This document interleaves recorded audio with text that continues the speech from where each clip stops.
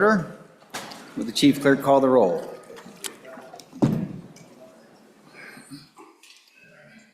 Senate roll call. Day 3, January 16th, 2025. Anderson. Here. Barlow. Present. Boner. Here. Brennan. Here. Case. Present. Cooper. Here. Craigo. Here. Crum. Here.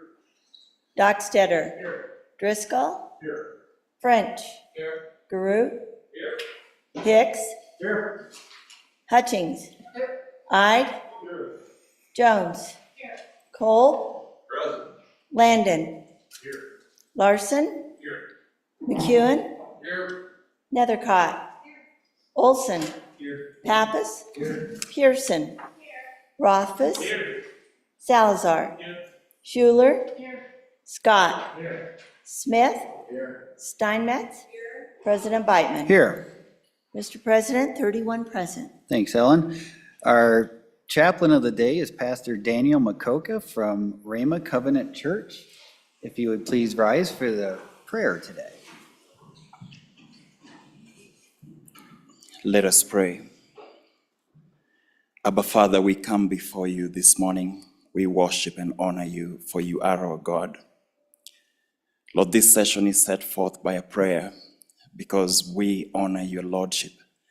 We acknowledge you, Abba Father, in every proceeding, in every meeting, in every place where we meet together, Lord. This morning we want to lift these leaders before you.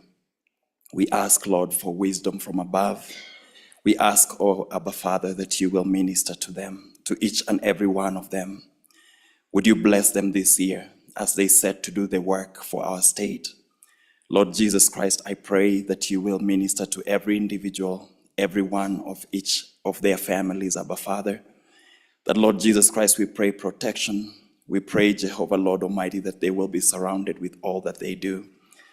We pray, Jehovah, Lord Almighty, that every bill that will be and every decision that will be made in this place, that, Lord, it will be one that brings honor to you and that unites the people of Wyoming, and that in all things, Lord, you be glorified. Thank you, Abba Father, for every leader here. We pray, Lord, that you will be with them throughout this year. There's a lot of work set ahead of them. We pray, Lord, that you will strengthen them. You'll give them the courage, the confidence, my Father, God Almighty, to serve and to do for the people of Wyoming. We love you, Abba Father, for you are so good. Today, glorify yourself in this day. I pray this, believing and trusting in Christ Jesus our Lord. Amen. Amen. Senator Steinmetz, will you lead us in the pledge? Pledge allegiance to the flag of the United States of America and to the republic for which it stands, one nation, under God, indivisible, with liberty and justice for all.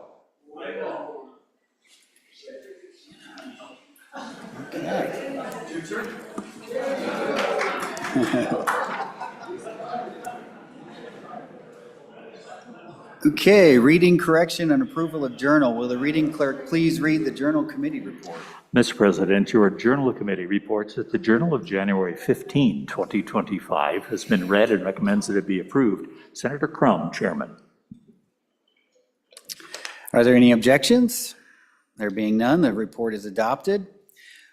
Fellow senators, we are honored to have Wyoming's Adjutant General Major General Greg Porter with us today to recognize Senior Airman Kaylee Ward of the 153rd Security Forces Squadron, who deployed to Ali Al Salam Air Base, Kuwait, this past year, Master Sergeant William Bonane of the 115th Field Artillery Brigade, a Purple Heart recipient, and Miss Sandy McFarland, Wyoming Veterans Commission's new and first deputy. Please join me in recognizing the incredible service of these individuals.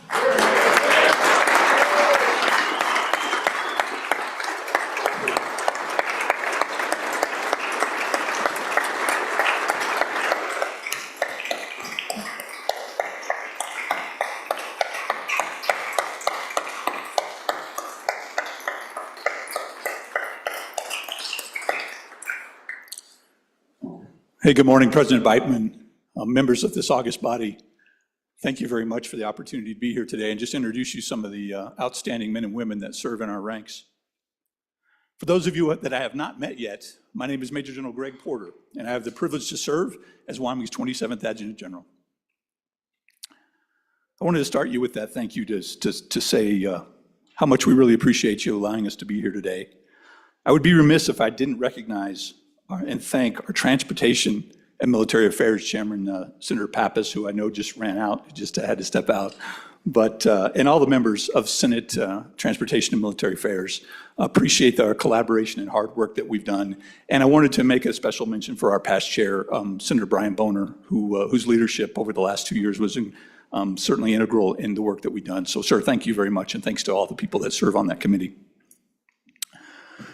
What an honor it must be to be the elected representatives of your communities, to embody the trust of all those that voted for you, to represent them in our oftentimes contentious democracy, to make the decisions that affect our state today, tomorrow, and potentially for generations in the future. That is pretty darn cool. But it's not as cool as my job. I get to serve with some incredible men and women. Those you see up behind me standing or sitting in the gallery, and those individuals that are represented here today. They are an outstanding group of individuals, and you are rightly proud of the Cowboy Guard. Before I introduce them, I'd just like to give you a quick update of what's going on with your Guard right now, if I could. Currently on the Army side, we've got about 1/3 of our force structure deployed to Central Command and Southern Command. So we've got a rocket battalion that's in CENTCOM right now in the brigade headquarters.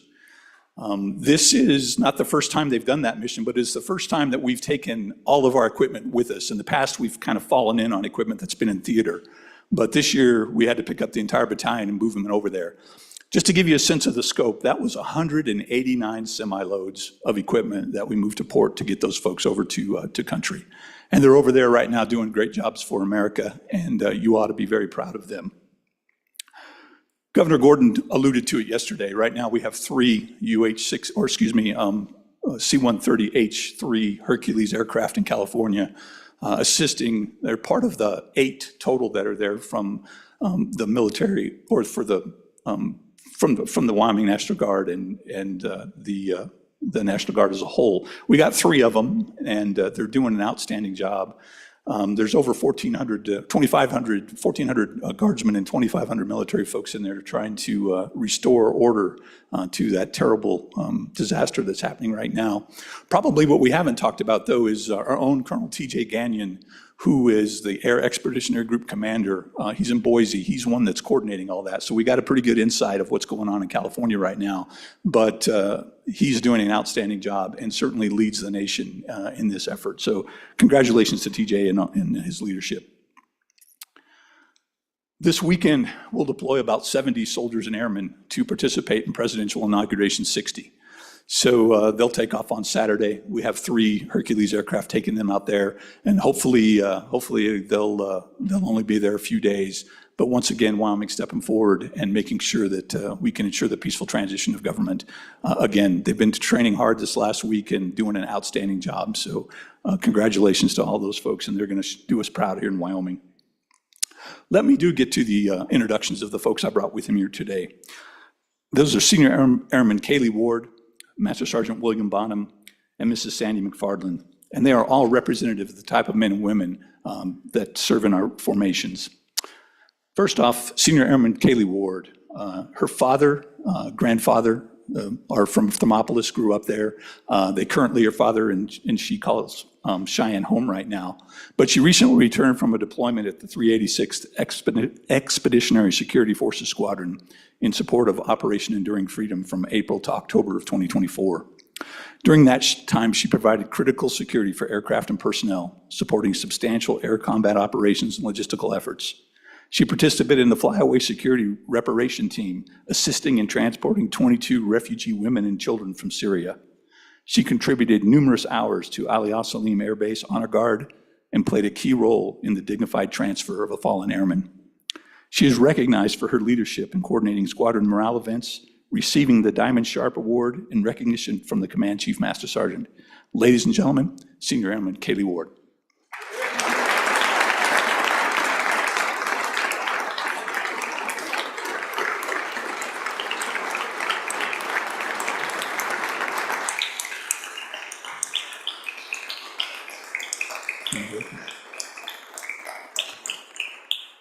Okay, next in line is Master Sergeant William Bonham. William was born in Laramie, pretty much grew up in Casper and now calls Cheyenne home. He served in Tikrit, Iraq with the 1041st Multi-Bridge Company from the Wyoming National Guard from July 2006 to June 2007. During that time, he performed as a Humvee turret gunner. During route reclearance, he was injured by an improvised explosive device and has been awarded the Purple Heart. Sergeant Bonham continues to serve as the Senior Culinary NCO for the 115th Field Artillery Brigade and leads the State Food and Lodging Program. Ladies and gentlemen, Purple Heart recipient, Master Sergeant William Bonham.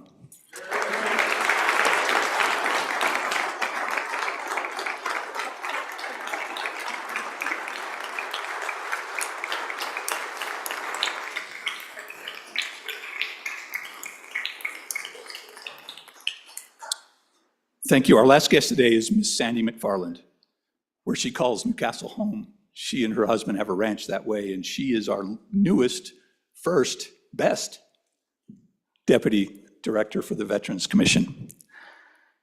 She comes to us from our own ranks. She was a VSO up until prior to that, and she really is focused on supporting care to our veterans, particularly in mental health support and programs for women's veterans. So please, if you'd all join me in welcoming Ms. Sandy McFarland to our team.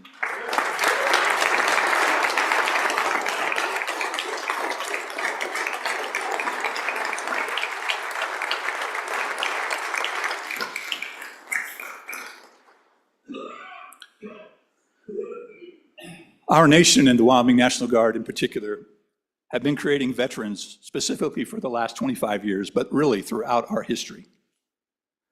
Governor Gordon, as our commander-in-chief, is committed to strive to make Wyoming the most veteran-friendly military supportive state in the Union. His governor's challenge is primarily focused on suicide reduction and improving mental health for veterans and all the citizens of the great state of Wyoming. As you probably may know, Wyoming consistently ranks among the top 3 in the nation for suicide. Wyoming veteran suicide is 3 times the national average here in Wyoming. From about 33.9 per 100,000, for here in Wyoming, it's over 80. Top contributors to suicide are finances, mental health issues based on stress and relationship issues and health trauma incurred during their service. As you make significant and tough decisions about the future of our state, its budget, and its priorities, please keep in mind our significant veteran population who honorably serve defending our state and nation. Speaking of which, I'd like to introduce our Executive Director for the Wyoming Veterans Commission, Colonel Retired Tim Shepard, for just a few words. Thank you, sir. Ladies and gentlemen, it's my privilege to speak to you today. The general said, be brief. I'll be brief. I wanted to just reiterate to you something the governor mentioned yesterday, and that is our Veterans Talking to Veterans program. When the general talks about suicide, we believe that the Veterans Talking to Veterans program has saved 49 suicide attempts, 1 homicide attempt. And obviously, our feeling is 1 is awesome, 49 is incredible.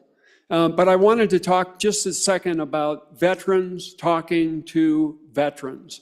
That first veteran is a trained coach, trained by our friends at Mentor Agility to serve as a coach and to serve as a mentor to those who decide to participate in the program. That second veteran is a participant. And I really would ask you to applaud them and laud them for their courage to step forward and to go on the journey to try to improve their life and to get to where they're a thriving veteran. So if you would please join me in recognizing both sets of veterans, I would appreciate it.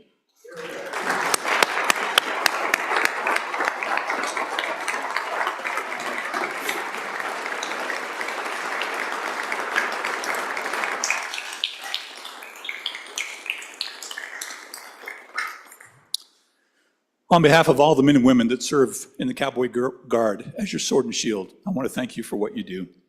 As I've told this body before, there are many similarities between serving in the Guard and serving in the legislature. Your part-time job is pretty much full-time. Nobody calls you unless something bad's going on. And everybody thinks they can do the job better than you can. So thank you for all that you do for us. Bless our veterans, bless our families, bless all those that serve this great state and nation. It is a privilege to serve as your Adjutant General. Ride for the brand. Ooh.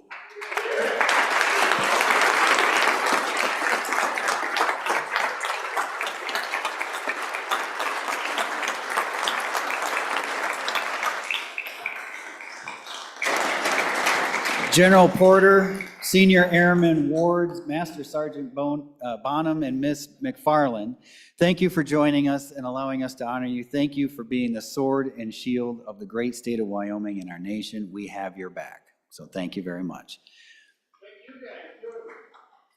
Yeah.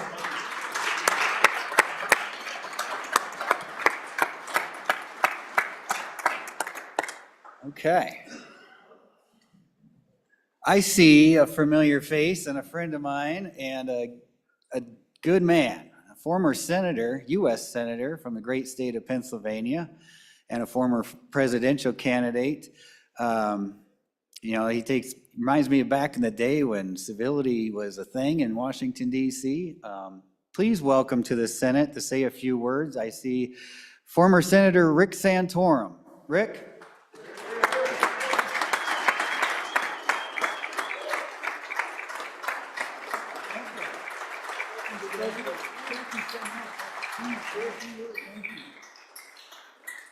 Thank you, Mr. President. I have to say it's quite an honor. I've never had the opportunity to speak before a legislative chamber before, and so I didn't know I was supposed to do that until a couple minutes ago. So I'm a little taken back here, but as you probably know, I've spoken before the Senate chamber a few times, and I spent 12 years in the United States Senate. So I'm not sure, Mr. President, you know what you were asking for when you gave me a chance at the microphone here, and I have the floor. So I just want to thank you.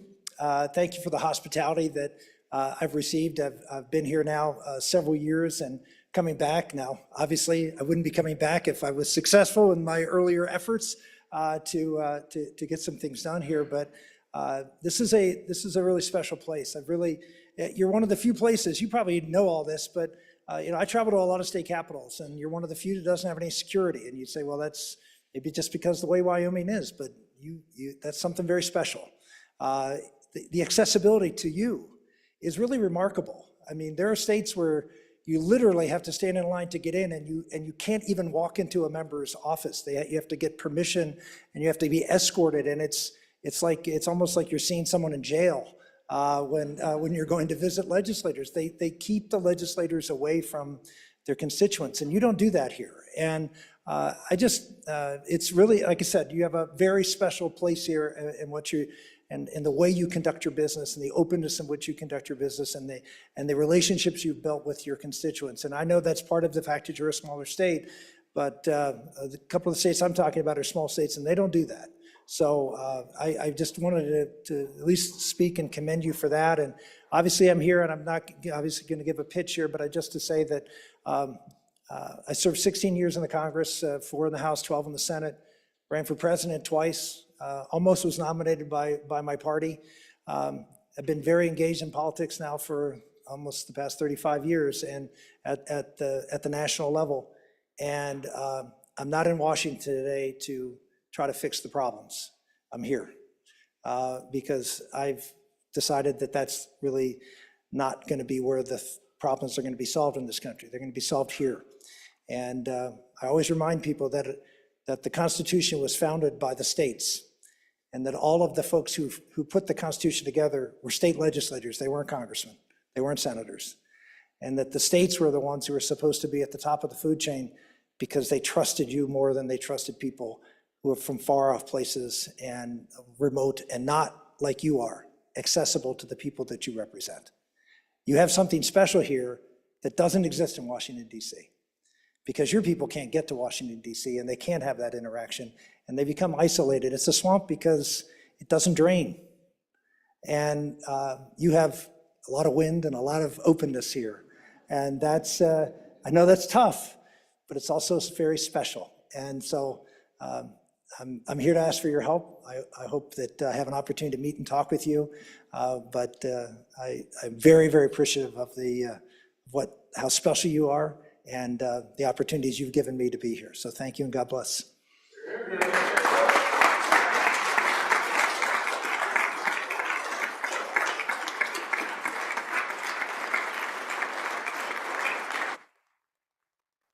Well, thank you, Senator Santorum. Always a gentleman and a true class act. So you're always welcome in Wyoming, even if your efforts turn out to be successful. You can come back and visit. Doctor of the day. Let's see. There is none. So we don't have a doctor. Is there a doctor? Well, we have the vet here. So Senator Barlow, you're on duty. Anything to say for yourself? Thank you, Mr. President. I will not practice out of my practice scope. Okay. Mr. President, privilege of the floor. Floor is yours. Thank you, Mr. President. So members of the body, certainly we're privileged to have Senator Santorum here. And I'm going to ask after I'm done if maybe Senator Brannan maybe gets to share a little story that relates to an interaction she had with Senator Santorum. But I want to also invite with Senator Santorum, and he's up there with him now, is the grassroots of the Convention of States who moved across Wyoming. Their lead person, Julie Baker, some of you probably communicated with her, heard from her. So if those folks would stand up and be recognized for the work they're doing for the country they care about. So thank you very much.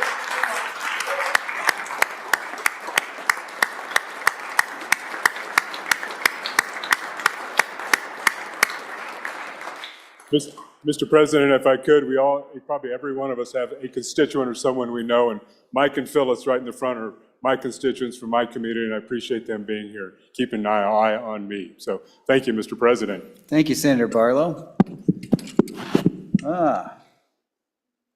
Senator Landon. Mr. President, may I have privilege of the floor? The floor is yours, sir. And with your permission, Mr. President, two things. Just real quickly, every year on Military Day, I try to just pause for a moment and remember somebody dear to me. And I like telling the story because I think it helps us remember what some of our servicemen and women have gone through on our behalf. I think of my father at this day because I want you to think back to the winter of 1944-45. And the 253rd was literally crawling across France on its hands and knees. And they were just outside and south of the Battle of the Bulge. And within a month, they would break through the lines in a really heavily wooded and very bloody way. They made their way into Germany. And shortly after that, they rescued folks at a concentration camp. My dad was part of that group. And back then, they didn't have the kind of clothing that we have. They sure as heck didn't have anything to put over the foxholes they were digging down into. So think about just going out to your backyard and spending the night when you get home this weekend, and maybe you'll get some sense of how cold those guys must have been and what they went through. So at any rate, I really appreciate the opportunity to have Military Day here because it does help us remember. So thank you for that opportunity, Mr. President. There is one more thing. On a lighter note, there's a memorandum in your box this morning, which outlines some of the work that's gone on for the last 2.5 years to try to finish up this magnificent Capitol Square. It has been a very dedicated group of people. I can't say enough about the co-chairman of that group is our state auditor. She's remarkable and she's been outstanding. And then it's a privilege for me to serve in a co-chairman role on your behalf. The front page of that memorandum will explain many of the things that you'll see in the meeting rooms and throughout the hallways as the Wayfinding and Historical Exhibit Committee finishes up the work to put a little frosting on the cake here in our state capitol. There's much work to continue. I appreciate the confidence you've shown in me, Mr. President, to reappoint me in that role. I'm glad to serve, and we'll be working on things like acoustics. That's going to get better. We've got some things outlined that we think we can do that's going to help us hear each other. And we've got a civics lab coming and many other things.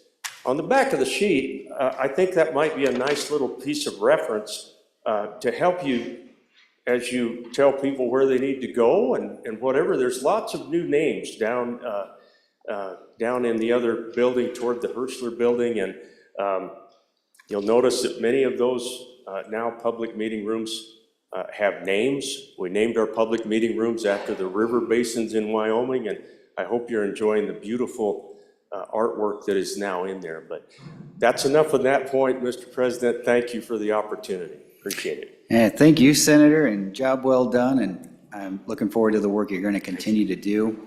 And, you know, the good senator brought up a good point on Military Appreciation Day to make sure we honor and respect all those who paid the ultimate price for us. And why don't we take a moment of silence right now and honor those folks?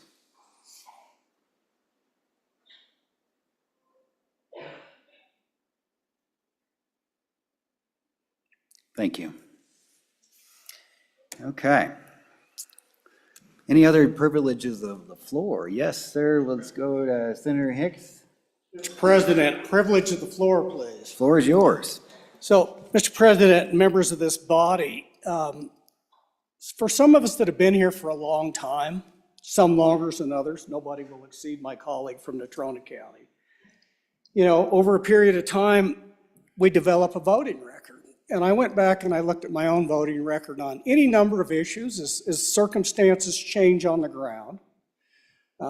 As you evolve in the process of being a legislator and you have more knowledge, your constituency may change. For any number of reasons over time, voting records can evolve too. And Mr. Chairman, 2 days ago I sit here on this floor and I referenced a colleague's voting record.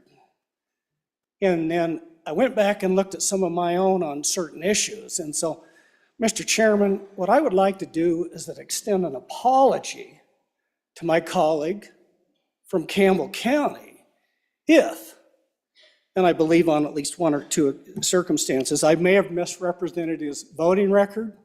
Again, I did that based on my own religious convictions.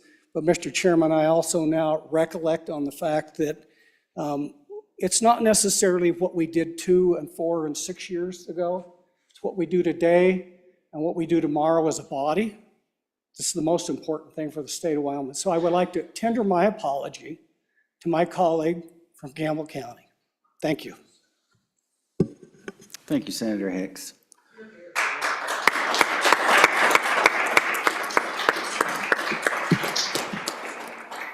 Senator Anderson. Mr. President, in light of Military Day, could we have the veterans in the Senate stand and be recognized, please? Absolutely. Please, veterans, stand. Keep standing, Mr. Senator Anderson. Thank you. Let us all give you a round of applause.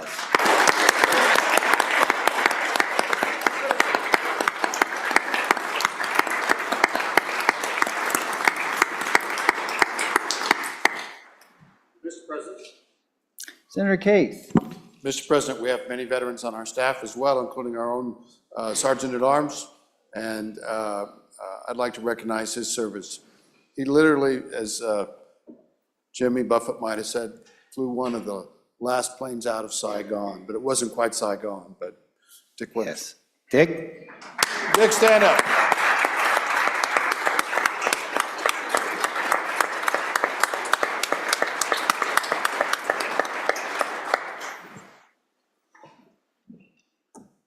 Okay. All right. Today in Wyoming history, on this day in 1890, Wyoming was admitted as the 44th state in the United States, and statehood was granted on July 10th, 1890. And this is some somber news for some of you.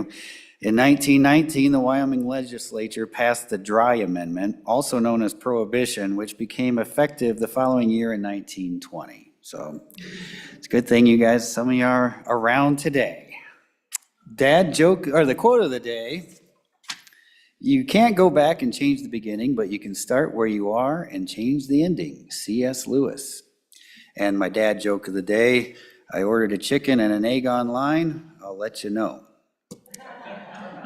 Announcements. Lunch money needs to be turned in by Monday, January 20th, and I'm proud to announce our last straggler got his picture taken this morning. Senator Barlow. Well done, sir. So we are all caught up.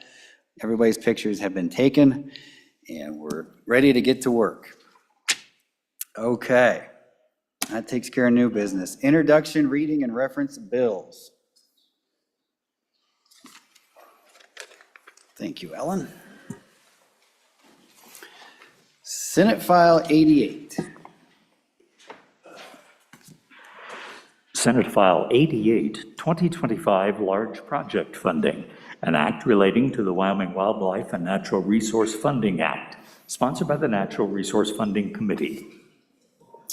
Senate File 88 is assigned to Committee Number 6, Travel.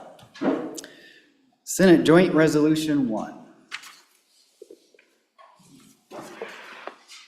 Senate Joint Resolution 1, Convention of States, a joint resolution requesting Congress to call a convention for proposing amendments to the United States Constitution as specified, sponsored by Senator Barlow. Senate Joint Resolution 1 is assigned to Committee Number 1, Judiciary. That clears the desk. Reports from standing committees. January 16, 2025, Mr. President, your Committee Number 6, Travel, Recreation, Wildlife, and Cultural Resources, to whom is referred Senate File 4, State Park Peace Officers, Definition and Scope of Authority, respectfully reports same back to the Senate with a recommendation that it do pass.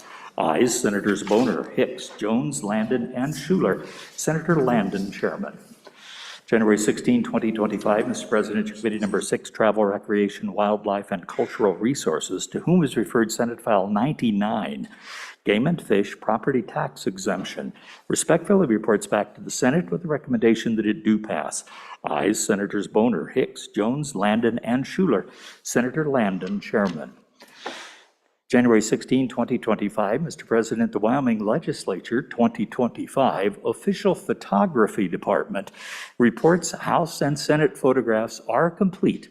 Senator Barlow reporting. Senator Landon, do you have a re-referral?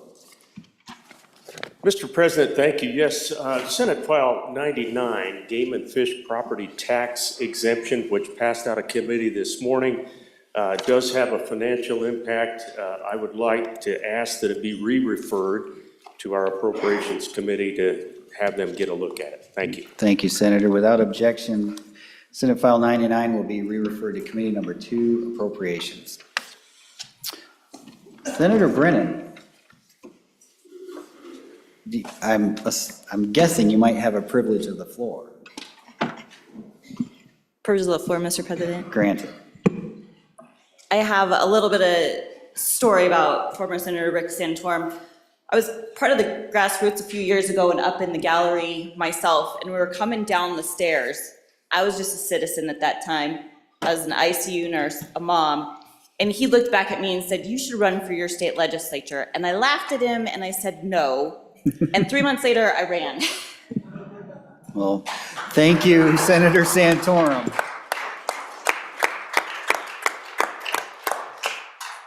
We are glad to have you, Senator Brennan. Okay, bills on second reading. Senate File 13, second reading of the Senate file. Senate File 13, Reading Assessment and Intervention Amendments. Let's see here. Senate File 13 having been read 2 separate times, the question is, shall the bill be read a third time? Hearing no objection, it is so ordered. Senate File 15. Senate File 15, Oil and Gas Conservation Commission Regulation of Pits.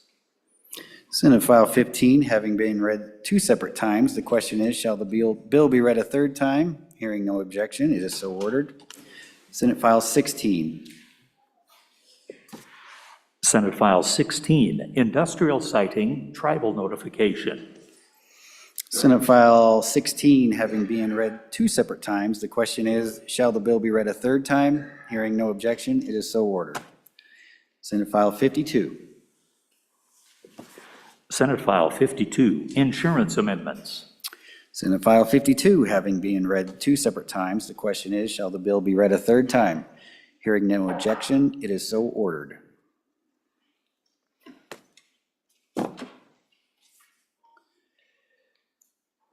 We are at that point, Madam Majority Leader. We are at that order of business, consideration of bills on general file. Mr. President, I move that the Senate resolve itself into committee of the whole. You have heard the motion. All those in favor say aye. All those opposed, no. Senator Case, come on up.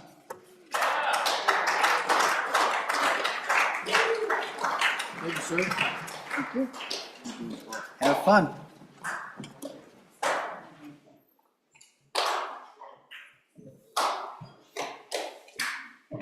Look at this thing. That is a bad. Committee of the Whole will come to order. The first file for our consideration is Senate File 23. The reading clerk will read the file. Senate File number 23, Handicap Placards, Healthcare Providers Approval. Sponsored by the Labor Committee. It was referred to Committee number 10, which returned to committee recommendation that it do pass. Ayes, Senators Barlow, Crum, Hutchings, Scott, and Steinmetz. Senator Barlow, Chairman. You've heard the reading of the file. What is your pleasure, Senator Barlow? Mr. Chairman, I move that when the Committee of the Whole rises to do report, it do so with a due pass recommendation for Senate File 23. And Mr. Chairman, it's my honor and privilege to turn over for his first time Senator Crum to explain Senate File 23. You betcha. Thank you very much. Senator Crum, you're up. Mr. Chairman and members of the Senate, Senate File 23 has to deal with access for those with mobility issues to handicap placards. Currently in the state, only licensed physicians and RNs are allowed to issue handicap placards. This bill, if you look on page 3 of the bill, lines 9 and 10 will add physician assistants, physician therapist, occupational therapist, podiatrist, and optometrist. What this will do is, especially in our more rural communities, allow access for those, again, with mobility issues, access to these handicap parking placards. So with that, as Senator Barlow said, we would recommend approval and open for questions. Thank you very much. Any questions? Discussion? Any discussion? Seeing no discussion, are you ready for the question? The question is on Senator Barlow's motion that when the Committee of the Whole rises to report, that it do so with a due pass recommendation on Senate File 23. All those in favor say aye. Aye. Any opposed? No. Senate File 23 is passed Committee of the Whole. The next file for our consideration is Senate File 50. The reading clerk will read the file. Senate File 50, Insurance Holding Company Regulations Amendments, an act relating to the Insurance Holding Company System Regulatory Act, sponsored by the Corporations Committee. It was referred to Committee number 7, which returned to committee recommendation that it do pass. Ayes, Senators Boner, Case, Dockstader, Landon, and Steinmetz. Senator Case, Chairman. You've heard the reading of the file. What is your pleasure, Senator Landon? Thank you, Mr. Chairman. I would move that when the Committee of the Whole rises to report, it do so with a due pass recommendation on Senate File 50, Insurance Holding Company Regulations Amendments. And Mr. Chairman, I'll keep it right here and do my best to explain this good bill. First of all, fellow senators, I will tell you that this bill is an accreditation bill. And before your eyes glaze over, I'll try to give you just enough so that you can understand where this comes from and why we take this up. A little bit about the Insurance Department for the state of Wyoming. They have a mission to enforce the insurance laws and regulations of the state impartially and to serve the consumer of insurance along with encouraging a healthy insurance marketplace. And that is where this comes from, fellow senators. This, as I said, is an accreditation bill. Here in the Senate, if you're around long enough, you will see these about every 4 or 5 years. They come from a body that is made up of insurance commissioners from across the country. And the idea of this accreditation is to make sure that states are doing things the same way. And that way, if an insurance company has passed the test and is certified in another state, the state of Wyoming can be assured that they are well suited to operate here in our state. Our insurance company is the smallest ones in the United States. We have 27 dedicated folks in that office. And so it's very important that we're lean, mean, and we do this thing the right way. So that's why this accreditation bill comes to you. Just a little bit about this bill specifically. It is all about group capital calculations. Group capital calculation is our Department of Insurance looking at an insurer in an insurance group and the affiliated companies. In other words, looking at the capital of all those companies in a group. And the whole idea is to make sure that they can do what they're promising our consumers that they can do. And along with that analysis is our insurance department looking at things like a liquidity test, and you'll see that in this bill as well. How appropriate is it that we're talking about this sort of accreditation, Mr. Chairman, when situations like are occurring in California, for example? If you have a massive 20 or 30% increase in claims all at once, do these companies have the kind of liquidity that they can take care of our consumers? Okay, specifically, let's go into the bill. Pages 2 to 4 mandates that annual group capital calculations and liquidity stress tests for specified insurers. And again, that's consistent with those national accreditation standards that have been developed. Page 4 and 5 defines the key terms in this bill, including group capital calculation instructions, which I just alluded to, and the liquidity test framework. Pages 7 and 8, that defines what groups have to do to file, and later in the bill, 12 and 13, we establish confidentiality protocols. As you might imagine, we're trying to be very careful with how we handle this information. It's not only proprietary, but it is just very, very important that we hold this insurance information close to the vest, and we do that even in reciprocal fashion. And then, of course, at the end of the bill, we require some rulemaking by our Department of Insurance for implementation, and this bill would be effective on July 1st. Again, I'd be happy to dig a little bit deeper on any of these issues. I hope that gives you an idea of what this accreditation bill is all about. Be glad to answer any questions, Mr. Chairman. Thank you very much, Senator Landon. Any discussion on Senate File 50? Any discussion? Let's go with Senator Hyde first, and we'll go to Senator Roberts. Hold on, let me get you lit up. There you go, sir. Senator Hyde. Thank you, Mr. Chairman. I agree with the premise of this bill. You know, it's not appropriate to disseminate the information effectively, these insurance holding companies, but there again, it's another regulation on insurance holding companies. So, you know, I'm here to try to lower regulation, and I don't think this is the answer to what we're trying to achieve here. So thank you, Mr. Chairman. Thank you, Senator. Senator Rothfuss, were you up next? Thank you, Mr. Chairman. I have a couple of questions about what the effect of this legislation is. You know, I understand the concept, but I'd be interested to understand like what we're doing now versus how things would be done with this legislation passed. It seems like it's very specific to group capital for insurance rather than individual insurers. So maybe it's similar to what we have now, but for that group classification, that's my suspicion. But if we can understand a little bit better what is changing in the state of Wyoming, that's my first question.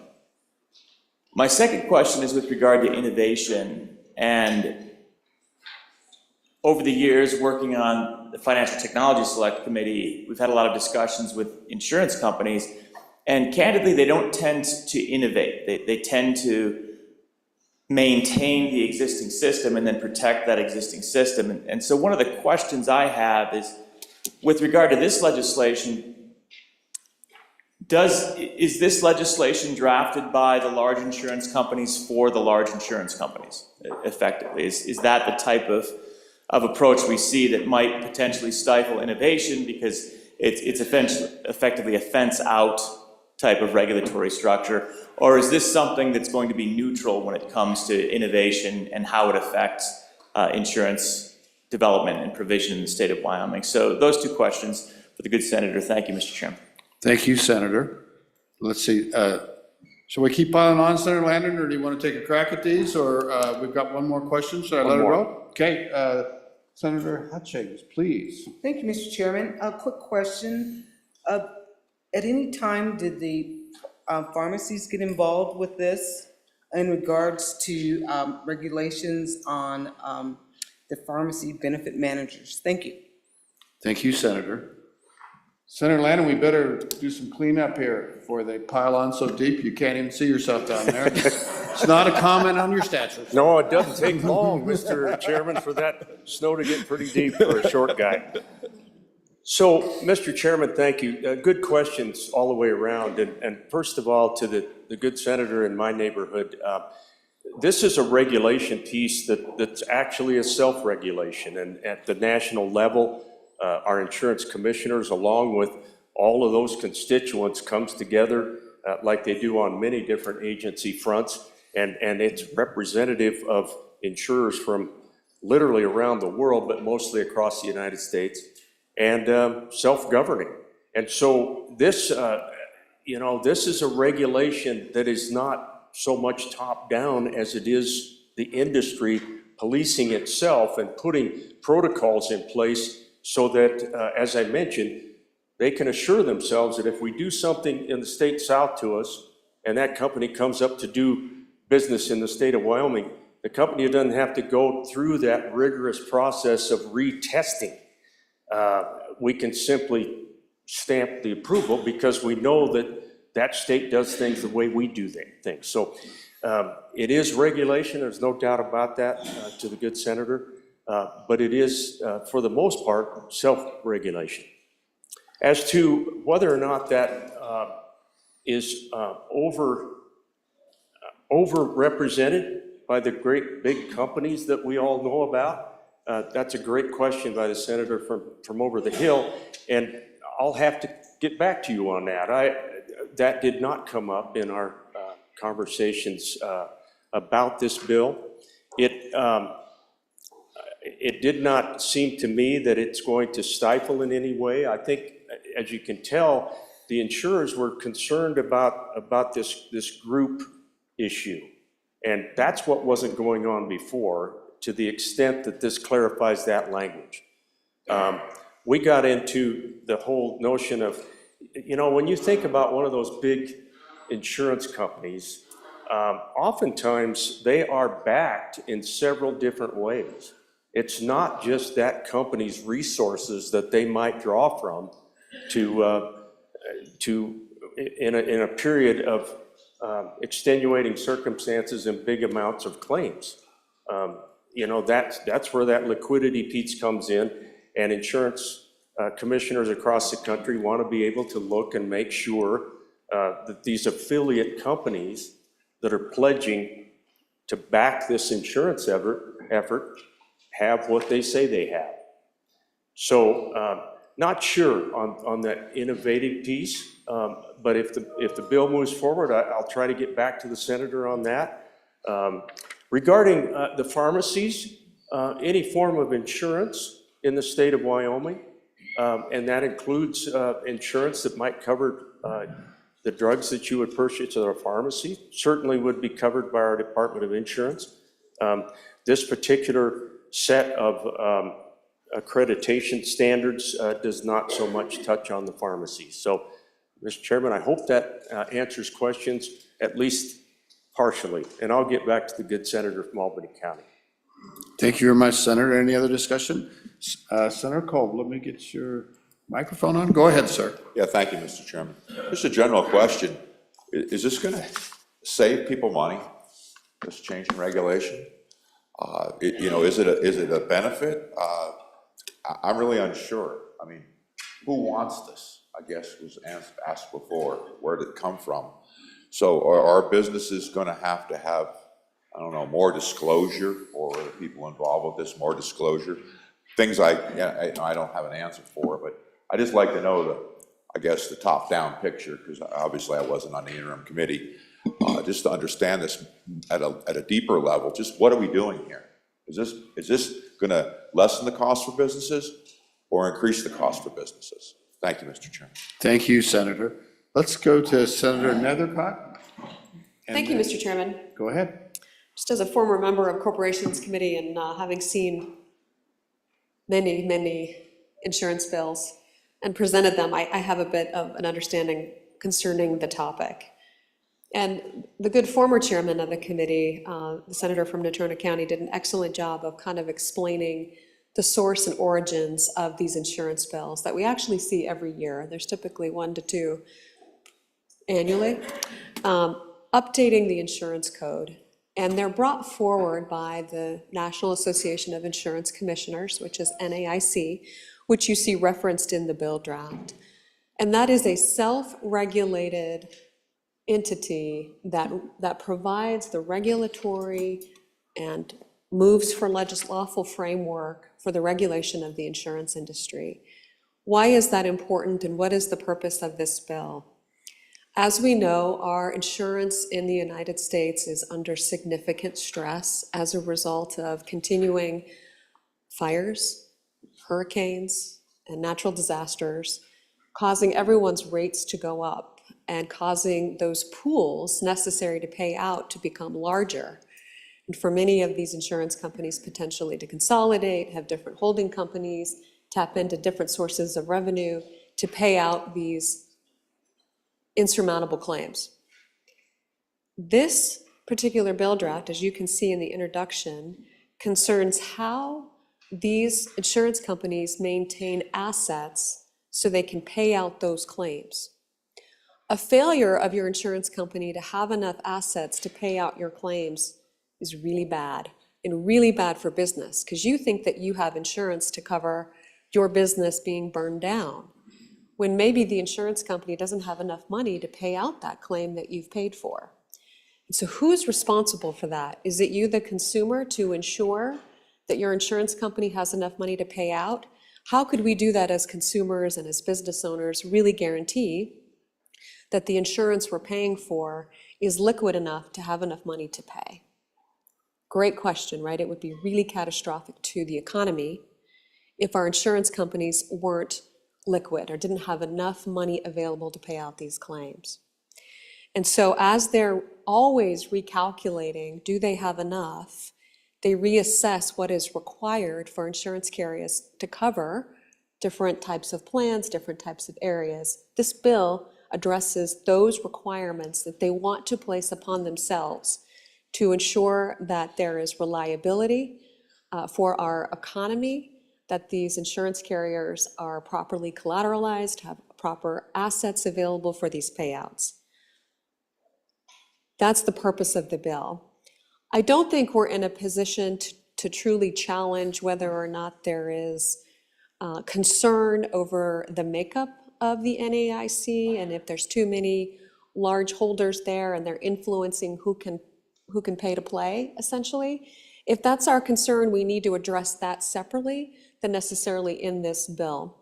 These bills are again brought forward by the governing body for the country's insurers and the world's insurers, because it's a world market, and our Department of Insurance, who believe that these are appropriate laws to pass to be consistent with the other 50 states, because we are in commerce with the other 50 states.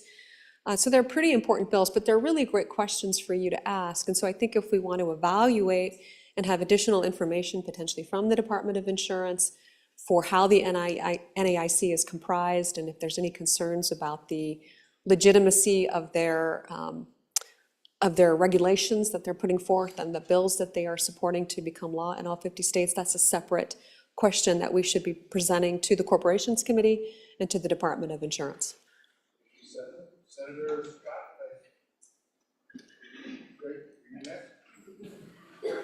Mr. Chairman, Majority Leader just covered all the topics I wanted to deal with and did it more eloquently, so I will not seek further recognition.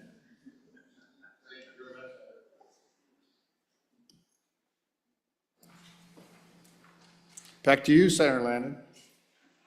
Chairman, thank you, and I really appreciate the dialogue on this bill. And I do want to acknowledge, by the way, that the good senator from Natrona County who just yielded from the information provided by our Majority Floor Leader has more knowledge about insurance and insurance bills than just about all of us combined, and has taken part for a long time in the analysis of these insurance bills. So I'm sure that he can answer any questions offline that you might have, so appreciate the good senator. As I mentioned, I'll get back to the senator from Albany County.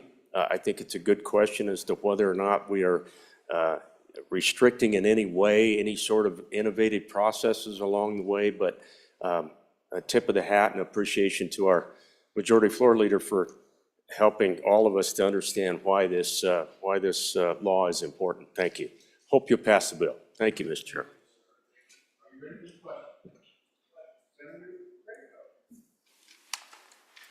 Go ahead. Thank you, Mr. Chairman. So I just had a drafting question on page 2, and it rolls on to page 3. If you look at subparagraph B, starting on line 12, it lays out a shall not. And then it has 3 subparts, little I, little double I, little triple I, and they all seem like they should run together. And so I just have a question maybe for the committee on the language there, because either we need to join those 3 subparagraphs under B or create some other way of linking them all together, because as I read it, they should all run together almost as in one paragraph, but they don't. And so as it reads, I'm not sure it achieves our intended purpose. Would you re-refer to the parts of the bill you're talking about? Yes, sir, Mr. Chairman. So it is on page 2, beginning on line 12, paragraph B, and it has 3 subparts below that. And if you read it, it looks like they should all run together, but I don't think they do as currently drafted.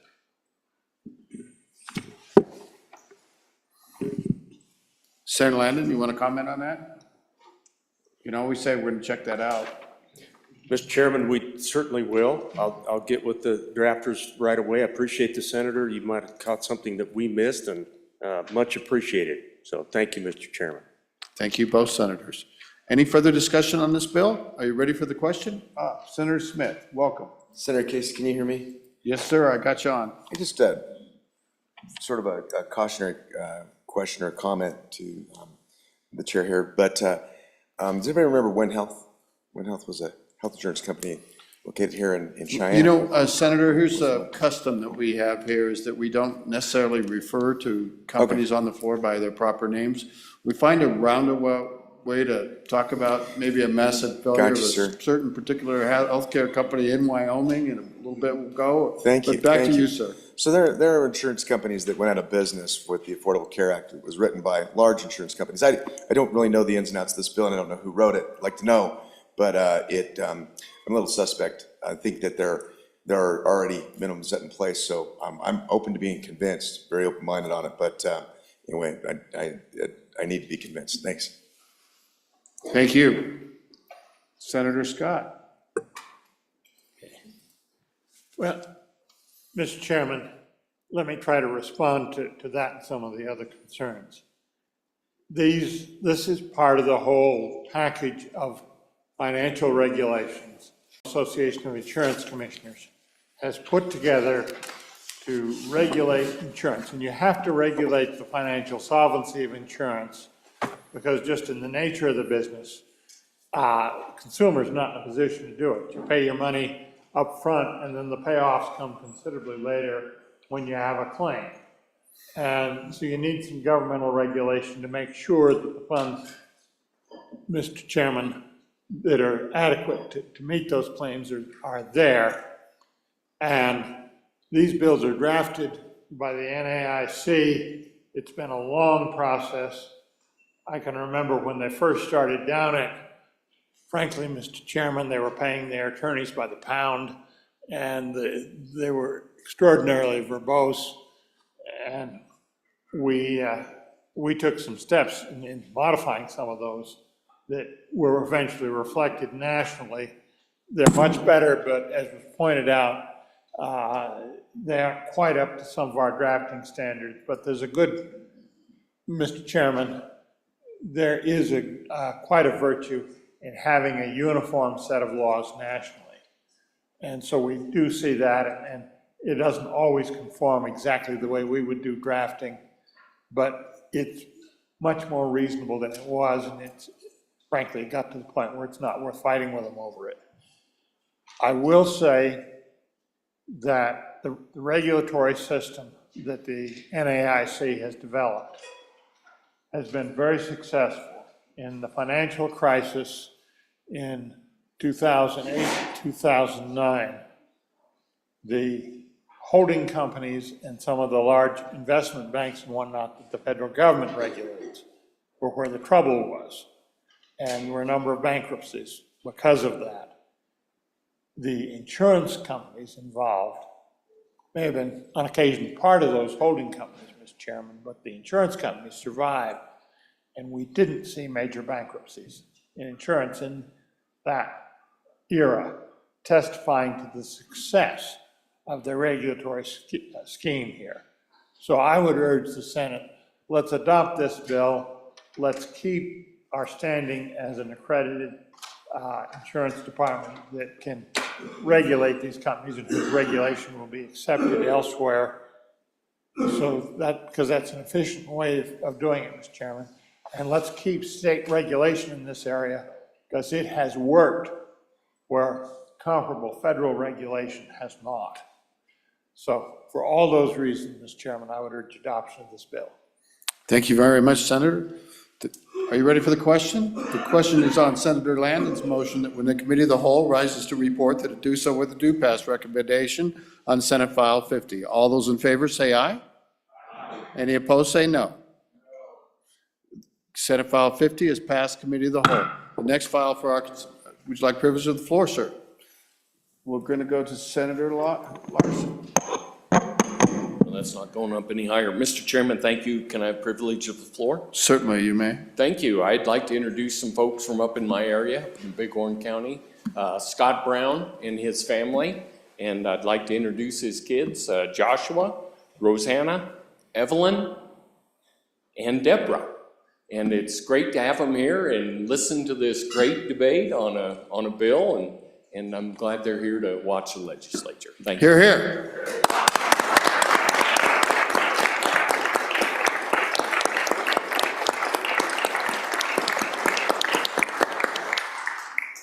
Welcome to the Senate, and you have a very fine senator representing you. I said Senator Nethercott. Thank you, Mr. Chairman. Privilege of the floor. Absolutely. Good senators, we have with us up to your left in the gallery, former Secretary of State Carl Allred here visiting us. It's good to see you. Former Secretary, thanks for being here. A warm welcome for Carl Allred. Thank you, sir.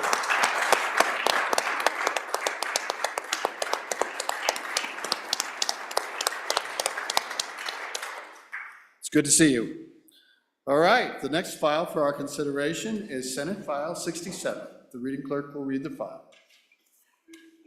Senate File 67, Long-Term Homeowner Tax Exemption Revisions, an act relating to taxation, sponsored by the Revenue Committee, was referred to Committee Number 3, which returned a committee recommendation that it do pass.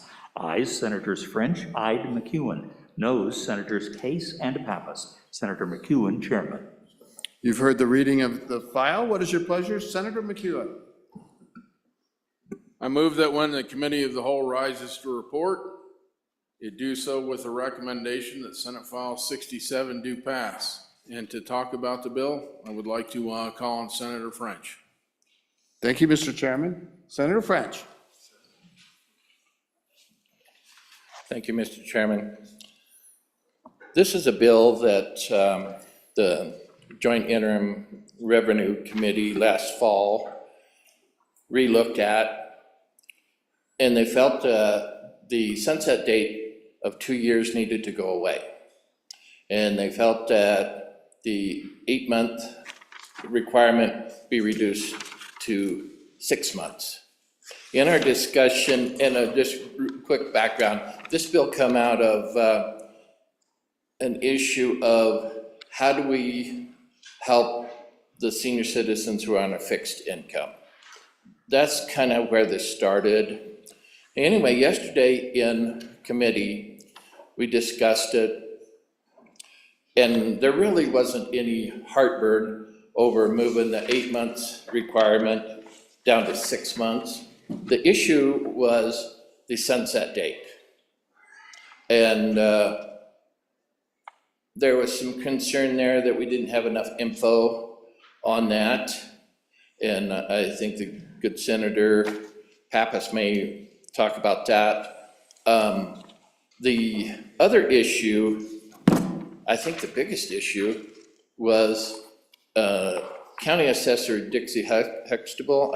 I believe she's from Converse. I think we should probably just say the assessor from Converse County. The assessor from Converse County, thank you, Mr. Chairman, brought up a concern that the assessors had on if there's like a corporation, they're sending the tax assessment bill to that one outfit, but maybe there's 5 people involved in that and 5 houses involved in that property, and maybe 1 or 2 meets the requirements of 65 years of age and older and 25 years of paying property tax.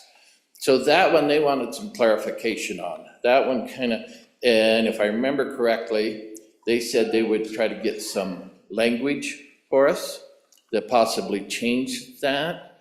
But that one, man, I was glazing over on that one. I apologize to the chamber on that. I would ask if Senator McEwen or Senator Pappas would like to comment on that end of the bill. Thank you, Mr. Chairman. Thank you, Senator French. Senator Pappas. Thank you, Mr. Chairman. You know, when we ran the bill last year that put this exemption into effect, we really didn't know what the ramifications would be. So we put a sunset date on it. And we didn't backfill this bill. So it, to me, the reason why I supported it the previous year was because we had the sunset date. And we would be able to see what the effects of the bill would be to our revenues if we had that data after the 2-year period. I can tell you right now that this exemption has not gone into effect. In fact, they're still taking applications for people to take this exemption all the way till May. So I think it's way premature to even think about getting rid of the sunset date. We'll have plenty of time next year to get rid of it after we see what the numbers are. There's really no reason to get rid of it in this session. So many of us, voted for the bill last year because it had a sunset date. We might not have supported it if it didn't. I certainly, as in committee, I voted no against it because we really don't have the data, and we really need to know what it is. And what it's going to do to us really won't do anything to us as a state, but it does to our local communities and our school system. So I urge that that we don't pass this bill and let it play out for another year. If the numbers come back next year, we certainly can remove the sunset date or move to a longer sunset date. But I just think it's irresponsible right now just to drop it without even the exemption going into effect. Thank you, Mr. Chairman. Thank you, Senator. We'll go to Senator Hicks, and then we'll go to Senator Boner. Mr. President, or Mr. Chairman, if we could get a little just dialogue about, so when you go to page 3 and you go up there and we define primary residence. And so One of my concerns always with this bill, regardless of the number of months that you put in there, is it's a primary resident. Well, I see we got a penalty now associated, but that puts a duty on the clerks. But most importantly, I keep wondering, why are we giving property tax to people that are not residents of the state of Wyoming? And so there's a fundamental difference between having a primary residence and say I stay there for 3 months or 5 months or 6 months, or a resident of the state of Wyoming. And it seems to me if it would be much cleaner, because now we have to go through the litmus test as it's my primary residence. I've been here for 6 months. But that doesn't mean I'm not a resident in another state. And so you can come and go, and we have fly-in communities around the state of Wyoming, and we've just afforded them a cap on their property taxes, but yet they're not even a resident of the state of Wyoming, regardless amount of the time they're here. So it's a little discussion in the committee, and then as you guys work this bill, why have we not identified? Because it's really easy to identify if you're a resident of the state of Wyoming. You have a driver's license, and you just need to provide a copy of that to the county clerks that verifies that you may be a resident of the state of Wyoming, versus creating all this burden as to make a determination whether I was there for 5 months or 5.5 months. And so that's one question I have for the committee, whether that was explored during the interim, and why are we looking at just claiming a primary residence versus looking at, I think what the intent was, is to target Wyoming resident property tax owners. That's one question. And so the other question I have for the committee as they work the bill is if this was really designed to look at the low income and disadvantaged, to do that, to make sure that we're surgically getting, if that's the intent, we would have a means test in there to really address that issue. And so I'm just curious on that, because it's very easy. So most of us, which there's a number of us in here that are my age and generation, you accumulate your wealth through a period of time. And I would say for the average American and the average Wyoming citizen, by the time we get to the time that you're eligible for the bill, very many people have acquired more wealth than any other time in their entire life. And so if the intent was to try to provide property tax for long owners, people that are lower income, then we should have a means test in that bill to make sure that that's who we're addressing. So that's two questions. Why don't we just use residency as a resident of the state of Wyoming? And is the intent to try to provide property tax relief for the elderly, long-term homeowners that are below an income threshold? Because I think that's what I heard in the explanation of what part of the rationale for the bill. But Mr. Chairman, if somebody could address those questions, it would be very helpful for me. Thank you. Thank you, Senator Hicks. Senator Bonner, wait 1 second. Let's check in with Senator French just to see if he wants to. There was a couple questions there, and I'm wondering if you want to let me pile on or if you want to go ahead and address it right now. I'll try to address. Then we'll get to you, Senator Bonner. First to you, Senator French. Okay, thank you, Mr. Chairman. I'll try to address the means test part of it. There was some mention of it, but who's going to, my question is, who's going to determine that means test? I myself now am on a fixed income. I'm, as they say, land rich, cash poor. So my monthly revenue is way less. If the mean test says, well, French, you've got land, so you don't qualify. I don't agree with the means testing. I really don't. I mean, that is such a discretionary thing. Senator so-and-so, you qualify. Senator so-and-so, you don't, because you have some land. Well, the only way to make it, okay, I gotta start selling land, so I make it. I just disagree with the means testing. And the residency part of it, there was, somebody said, well, the residency, people just come in here for that tax break. Well, if they're so forward thinking to come in and buy a residence and thinking 25 years from now, I'm gonna get a tax break. You know, so possibly somebody else on the committee can do a better job of answering that one. Just because of that residency, I'll use my parents, God rest their soul, as an example. They took their little old pickup with a little bitty Airstream trailer every year for, she's at least 30 years, down south, either Arizona or Southern California, because they hated the wind and the cold. They still paid taxes on their property, their residence, the entire time. They went down there and paid a monthly fee at some trailer park, you know, so anyway, possibly Senator Pappas or Senator McEwen can do a better job of explaining that one. Thank you, Mr. Chairman.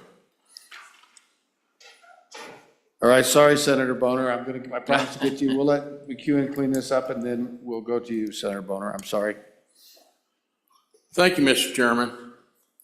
When we discussed this bill last session, there was a robust discussion on putting a means test in it. And as a body, we decided it shouldn't be in it. And now we want it in there. The problem is with the means test, wherever we set that line, we pick winners and losers. And this bill wasn't just aimed at helping people on lower incomes. It was meant to be tax relief for the whole group. And as we pass another bill, and we're gonna see that again, we're trying to clean that up for the rest of the state and get everybody the same amount of tax relief. I don't have a problem with putting the words in this bill that you have to be a resident of Wyoming. And I think we can do that on second or third reading with an amendment pretty easy. But at the end of the day, we do know what the costs and the effects of this bill are. It's gonna cost us $32 to $40 million a year. It's not gonna change, and that's based on the number of people who are residents of the state of Wyoming who are qualified to take the exemption. So it's gonna fluctuate by those who apply for it and those who don't. And at the end of the day, if you feel like you have enough money and you want to pay your share of taxes, go ahead, don't apply for the exemption. But that's where this was intended to go. This bill passed over some of the other tax relief bills because it was more palatable to the body. And you're gonna see some more relief bills, but I'm just gonna say, at the end of the day, we know the effects.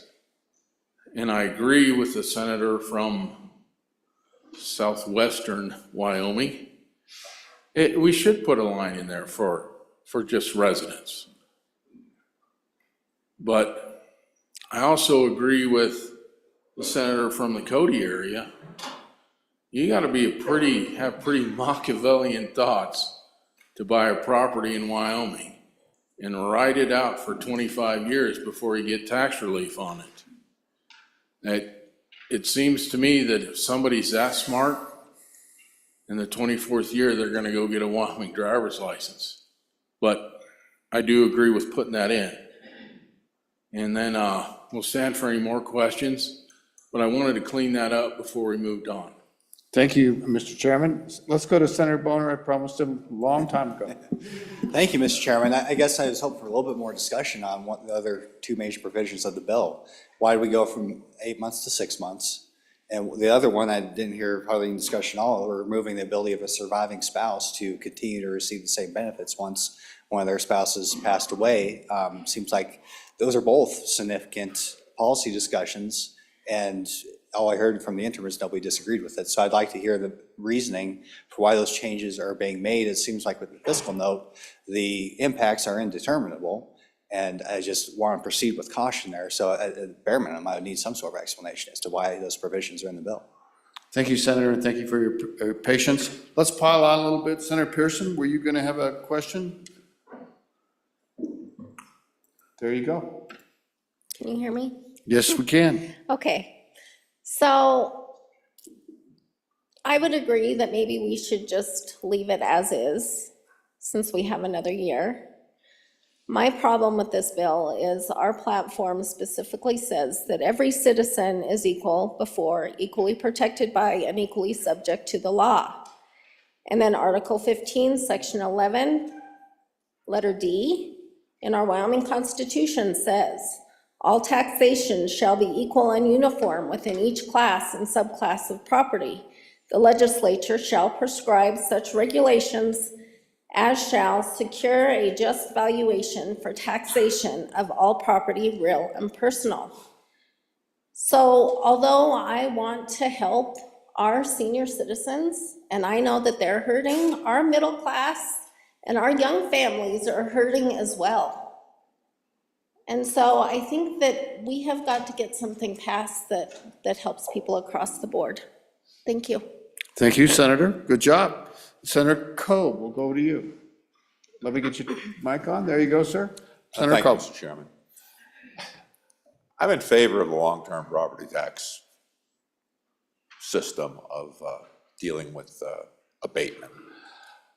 But I will tell you, when I went door to door and I met some older folks, in their 80s, they were living there all the time. It wasn't some, I don't know, summer house where they didn't have bunch houses.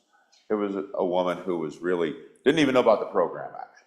So we had a problem with getting the information out. But the people that I intended to help were the ones that are Wyoming citizens that live here, a significant part of the year. Obviously, they might go other places at times. I think that's the main point that I supported. Now, my issue with the bill is clearly that we have many competing bills. We have many bills that have not worked through the system. We don't know the total outcome or consequence of these bills. And I'm referring now to taking the sunset out of there. The sunset gives us time to kind of congeal over what we've done. We have so many things up in the air. I don't know where they're going to land. And I don't think anyone else can tell me where they're going to land either. So I think the sunset date, at the very least, gives us a safety brake to reevaluate. It's not to say I'm going to be against this bill in 2 years, but I need to know fiscally where we're at. What are we doing? I just think we've got too many unanswered questions. I think I'm good with the bill the way it is, and I do not support this proposed change to the bill, the amendment. Thank you, Mr. Chairman. Thank you, Senator. I saw Senator Crum up next, if that's all right. Senator Crum. Mr. Chair, not to take any time, I agree with Senator Pearson and Senator Kolb. I'm 100% where they're at. That's a great speech, you guys. Did you pay attention to that? Let's go back there to Senator Anderson. Mr. Chairman, as a representative of the group that has younger spouses, I really object to this, removing this paragraph. Thank you. Thank you, Senator. Whoa, everybody's on their feet here. Let's go to Senator Pappas. He's on the committee, and then we'll go back to the corner with Doc Stater, and we'll come around. Senator Pappas. Thank you, Mr. Chairman. So, some of the issues we were discussing really are in the original bill and not what the intent of this bill is. But I do agree, and it was discussed in committee that, potentially the original bill is unconstitutional. We did have a member that, a gentleman who represents our county commissioners, you probably know who he is, gave himself as an example. He's nearly at 25 years, okay? So in a few years, he'll be eligible for this exemption, but for the fact that he has to wait another 20 years because he's a younger man. So they've both paid, myself, okay? I've paid for 25 years, but I'm a senior citizen, right? And we say we want to protect our senior citizens. Well, not all senior citizens need protecting. I, for one, probably pay more income tax or property tax than most of you, except maybe our friends at Teton County. But I really don't need the relief. I will take the relief. I'd be foolish not to. But I don't need it. So to assume that every senior citizen, just because they're a senior citizen, needs the relief, I think is a fallacy. So what happens then if you're giving a senior citizen who's paid for 25 years, or someone who is 45 years old that's paid for 25 years? Isn't that kind of a reverse discrimination? Isn't that age discrimination? Frankly, I believe the bill is patently unconstitutional. But that's the original bill. Somebody would have to litigate that, and you might possibly see somebody do that. Anyhow, my 2 cents worth. Thank you. I think that was 2.5 cents maybe. Senator Doug Stater. Thank you, Mr. Chairman. I want to hear more from the committee about why we backed off repealing that sunset date. We came down here to get rid of these or correct these property tax problems we have. We can do these polls around the state and they say, well, it's the border, it's diversity. I can tell you in my area, it's all about property taxes. They don't talk to me about those other things. They want to know, what are we going to do about those property taxes? We took a few steps forward last year, but we still don't have it corrected. And so I'd like to hear more from the committee why they backed off that sunset date. Our job is to come down here and make sure that we lift this burden off our state, off our good, simple, regular people out there burdened with property taxes that are beyond reasonable. So a little more from the committee on that. Thank you, Senator. Senator Ide, will you next? Thank you, Mr. Chairman. I was on that committee. I'm not sure, Senator from the western part of the state, maybe some others can comment on that.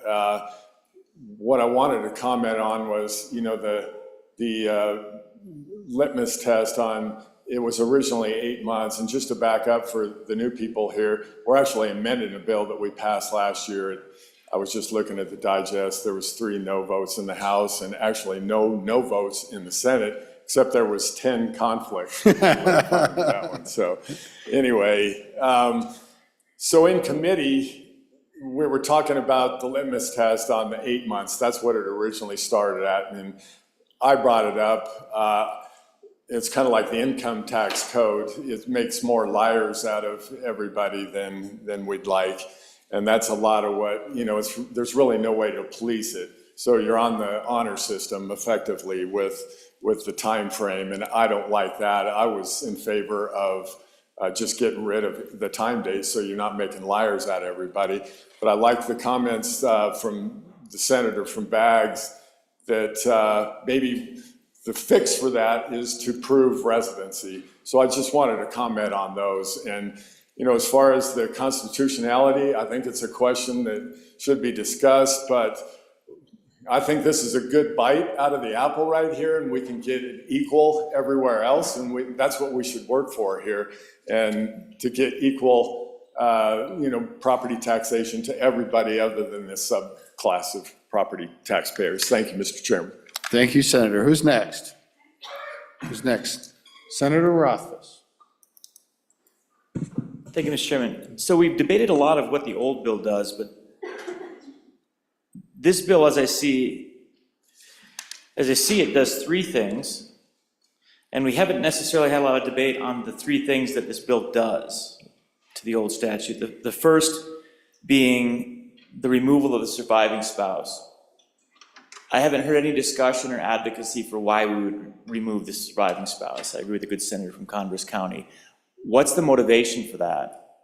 And why do we want to accomplish what we see on page 2, lines 18 through 21, right? We passed this just last year. We had good debate about it. It made sense at the time. Why is the committee recommending that we remove that? I don't see a justification yet. On the primary residence, I appreciate the good senator from Natrona County a moment ago providing the background for why there's a recommendation for removing 8 to 6, but I do recall the debate that led us to the 8, which was effectively ensuring that nobody can be claiming this 2 times effectively in 2 different places, right? You can only have a primary residence for 8 months in one location mathematically, right? 8 of 12. The alternative phrasing at 6 months literally allows you to claim 2. You could theoretically, and I realize this is a bit of a stretch, but it comes to the reason why it was drafted the way it was drafted. you could live in one house for 6 months exactly and live in the other house for 6 months exactly, Mr. Chairman. And at that point, now you're eligible for 2 properties, right? And that was the nefarious conduct that we were trying to thwart by having 8 months, even if there's no doubt that people might lie about it, but at least from a statutory standpoint, there's a construct that's consistent with the intent. So I don't know what harm we're doing by leaving that in at 8 months. It shows the objective of ensuring that there's only one residence that's being claimed as the primary residence. It's definitionally consistent with the idea of a primary residence. It's what you live most of the time. So I guess, again, I'm not necessarily compelled with why that's a beneficial change to justify the legislation, but I do see the concern about we don't want people to lie. And I also appreciate, I just went back through the statute and looked to see if the good senator from Carbon County is already accounted for. And honestly, I'm surprised that I can't find it. It just seems like something we may have missed, that there is an actual Wyoming residency requirement associated with it at the time of the filing. And to my surprise, there doesn't appear to be. So, you know, and I think that's probably within the topic based on the amending qualifications for the tax exemption for long-term home ownership. So that might be a good second reading amendment. And then finally, I believe this has the sunset provision, and there's been debate. This is page 3, lines 8 and 9. The repealer there, as I understand it, would repeal the sunset provision that was in the original draft.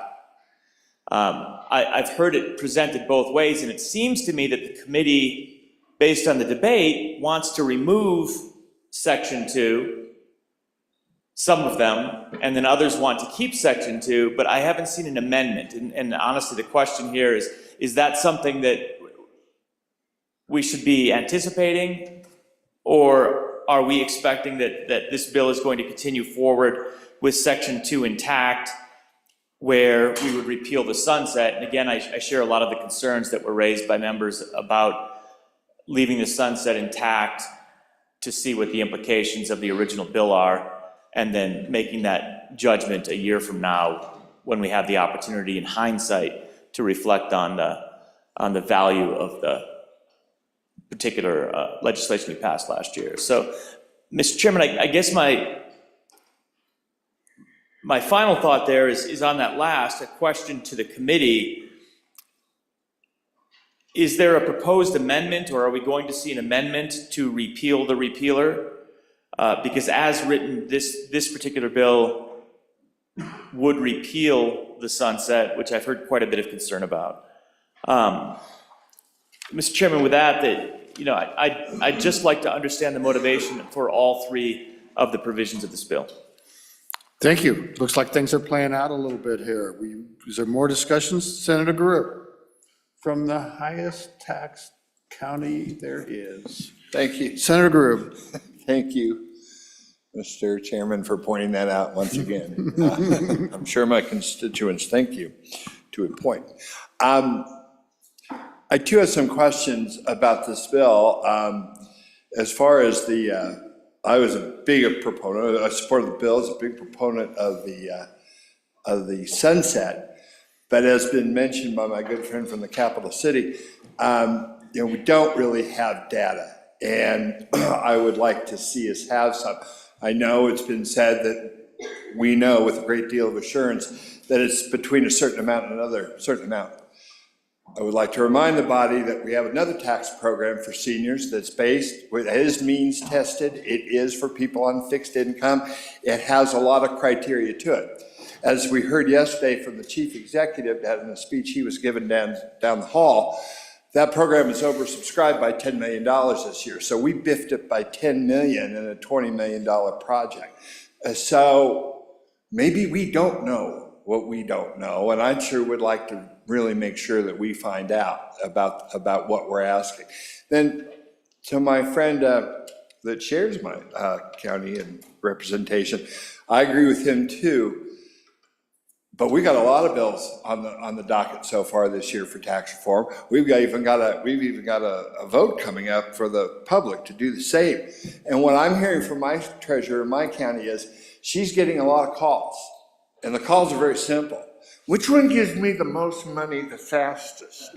Can you walk me through that? I think we're gonna be hearing from our friends at the county, because a lot of people are shopping all the cornucopia of tax bills, tax refunds that are coming up, as people are shopping for the best deal.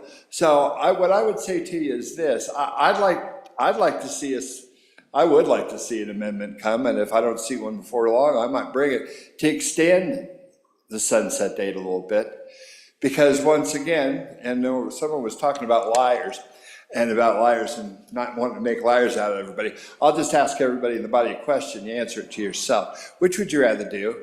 Double down on a tax break or repeal one? You just let that one sink in for a minute, and I think you'll know what to do. Thank you, Mr. Chairman. Thank you very much, Senator. Senator Steinmetz. Thank you, Mr. Chairman. With regard to this bill and others that will come before the body, I would like to request that the Revenue Committee provide us with some sort of overview of all the bills we'll be seeing and how they might interact, so that we could have a better understanding how we're affecting the long-term fiscal profile of the state of Wyoming and all of the other programs and services that we provide. I think it's prudent to do so, and I would like to request that of the chairman if possible. Thank you very much, Senator. Senator Hicks. Thank you, Mr. Chairman. And I would like to kind of tag on associated with my colleague from the far western part of the county over there in Teton. Not only do we have a means-tested program for the income, and we addressed that. We actually raised that cap, I believe, 2 years ago. We also have property tax relief that the county commissioners can institute too. And so we have a program available.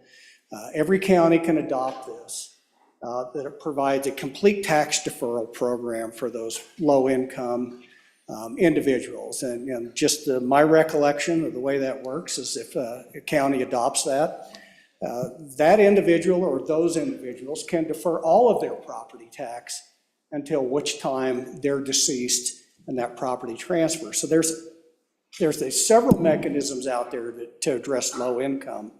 One that we can do, but also through the county, so there's a number of programs.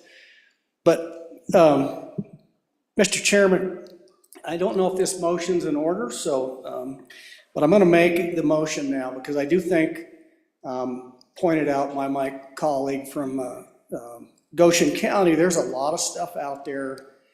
So I'm going to ask to lay this bill back until maybe we can gain a tabulation from the Revenue Committee that shows all of these things, and then maybe have a discussion prior to voting on this bill. And you know, we could do that at second or third reading, but Mr. Chairman, if that motion's in order, what I would like to do is lay this bill back until a date certain, which would be next Monday. That gives the Revenue Committee some time to go out and aggregate that information and distribute it to it. Thank you, Mr. Chairman. Thank you, Senator Hicks. Let me think about that motion for just a little bit. I mean, we are within committee of the whole, and I looked at my majority floor leader. The effect of the motion would be to retain the bill in committee of the whole, and it would be up to the discretion, or the body could bring it out, but it'd also be the discretion of the majority floor leader when we would take that bill up again.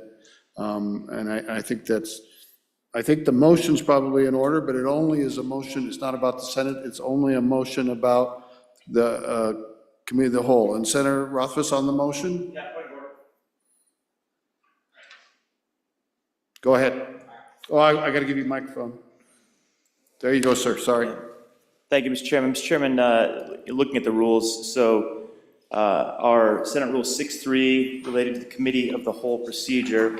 And then if you look at our B provisions of what motions are in order, it shall be in order to move and to take precedence in order of descending rank. The Romanet 2 is to lay back on general file without prejudice, which effectively is as you described. It would fall back into general file, it goes to the list. The majority leader would then have control over it with regard to the list, as we do with any other bill. So it would basically be the pause button. So Senator, are you agreeing with me? I am agreeing with you. Would you guys note that, please? Okay. And so that would be certainly in order, Senator Hicks. The committee of the whole is spirit of unlimited debate. We could let this debate go on for a little bit, and then we could take up that motion, or we could take it up now. Shall we take up the motion? We do have Senator Pappas standing. Is this to the point of order, or what, Senator Pappas? No, I was going to speak to the motion. Okay, go ahead. Do we need a second before I do that? No, sir. We don't? Okay, thank you. My concern to the motion is that, while I agree with the good senator from Goshen County that we need a good look at this, my notion, being on the Revenue Committee, and I won't speak for the chair or for the rest of the committee, I don't think we have the bandwidth to do that at this point. It's a very complicated issue to find those numbers. All of the different bills and all the different ramifications, the ones that are coming up, there's more in it that the two bodies will listen to this session. We have the constitutional amendment that's out there if it passes. I just think the committee will not have the bandwidth during the session to look at it. Just my 2 cents worth again. 2.5 cents worth, Mr. Chairman. Okay. Mr. Chairman, on the motion?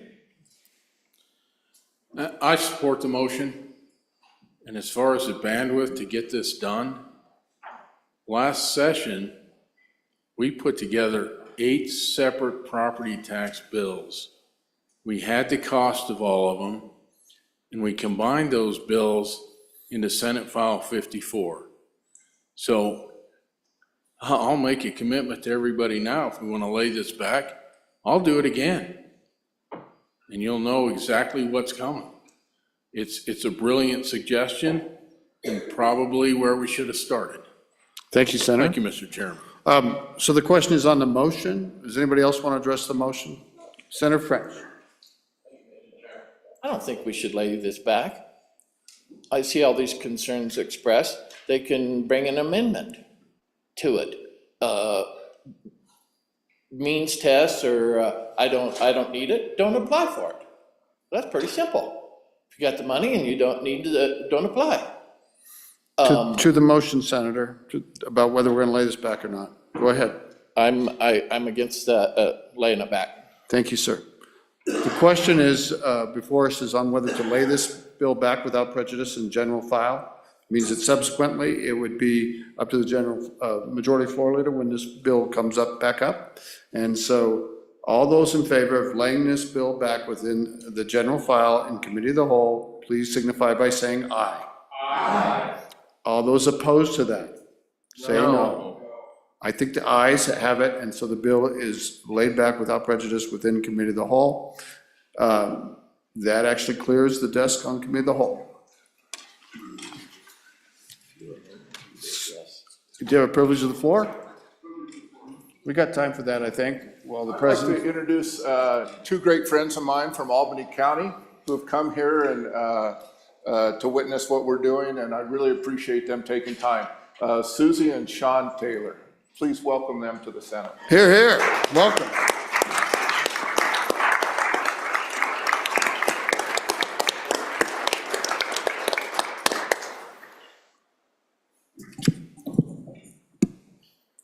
This is a great bat, Mr. Chairman.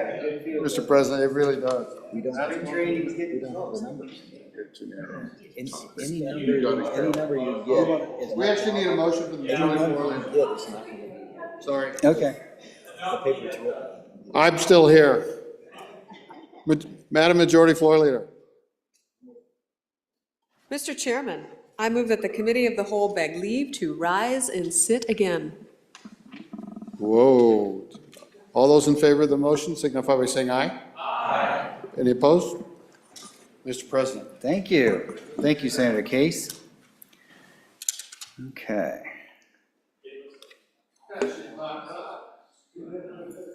Do introductions now? Okay. I'll go ahead and introduce some more bills to keep these committees moving here. introduction of bills and reference of bills. Senate File 39. Senate File 39, automatic transfer of automobile title upon death, an act relating to motor vehicles, sponsored by Senator Olson. Senate File 39 is referred to Committee Number 1, Judiciary. Senate File 77. Senate File 77, compelled speech is not free speech, an act relating to the administration of government, sponsored by Senator Hutchings.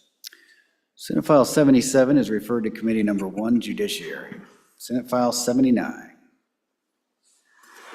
Senate File 79, District Court's change of venue, an act relating to civil procedure, sponsored by Senator Craigo. Senate File 79 is referred to Committee Number 1, Judiciary. Senate File 104. Senate File 104, Probate Code revisions, an act relating to the probate code, sponsored by Senator Craigo. Senate File 104 is referred to Committee Number 1, Judiciary. Senate File 58. Senate File 58, elimination of sales tax on firearms, an act relating to sales and use tax, sponsored by Senator Olson. Senate File 58 is referred to Committee Number 3, Revenue. Senate File 60.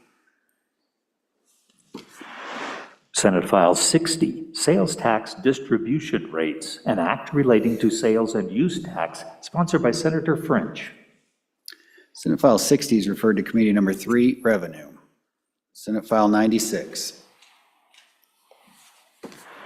Senate File 96, Wyoming Gold Act, an act relating to the Wyoming Legal Tender Act, sponsored by Senator Ide. Senate File 96 is referred to Committee Number 3, Revenue.